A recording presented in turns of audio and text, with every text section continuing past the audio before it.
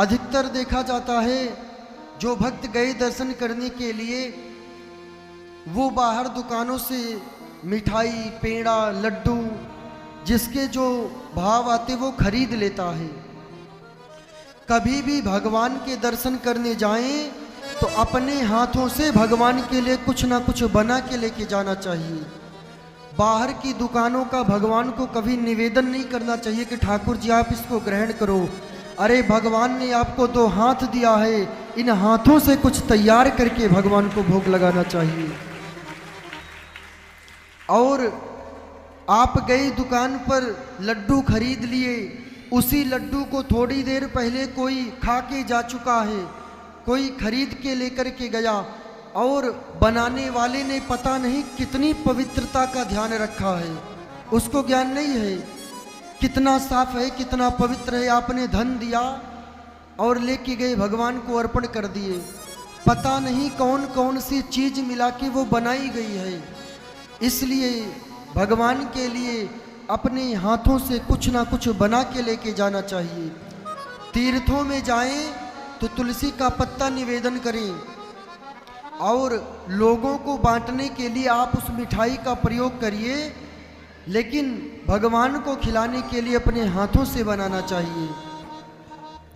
अब कई लोग भगवान के दर्शन करने के लिए जाते हैं, मानो आप लोग देवी माँ के मंदिर गए तो बाहर निकलते समय लोग क्या करते हैं, देवी माँ के मंदिर के बाहर 2 सिंह बने होते हैं, शेर बने होते हैं, तो वो क्या करेंगी, सिंह का मुख तो खुला रहता है, अपने हाथ से लड्डू को लेती हैं और सिंह के मुख में रख देती हैं, हाँ कि हम चले जाएंगे थोड़ी देर में ये खा लेंगे।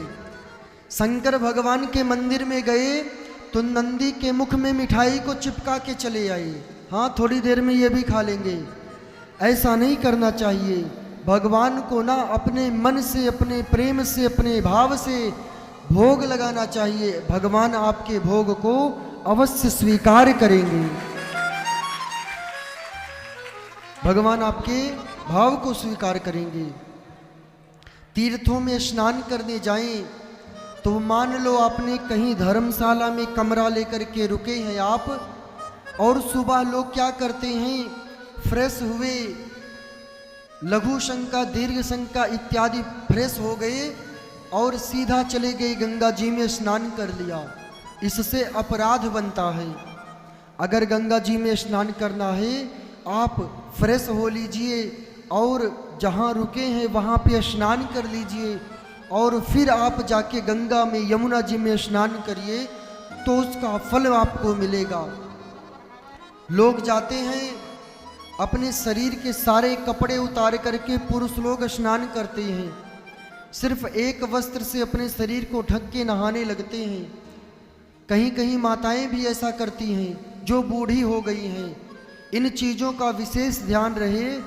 किसी भी नदी में, किसी भी सरोवर में स्नान करें तो कभी भी नग्न होके नहीं नहाना चाहिए, क्योंकि समुद्र भी एक देवता होते हैं। देवता के पास आप गए और आप नग्न होके गए तो आपका जो धर्म था वो तो लुप्त हो गया। इसलिए किसी भी नदी में स्नान करें तो आपके शरीर पर एक ही वस्त्र होना चाहिए, पर होना जरूर चाहिए, जरूर होने चाहिए आपके शरीर पर वस्त्र। कपिल देव भगवान की बातों को सुनी मैया बड़ी प्रसन्न हुई और कहती हैं कि अगर शरीर से ना सही तो अपने मन से भगवान की सेवा जरूर करनी चाहिए। अनेकों प्रकार से ज्ञान दिए, भक्ति का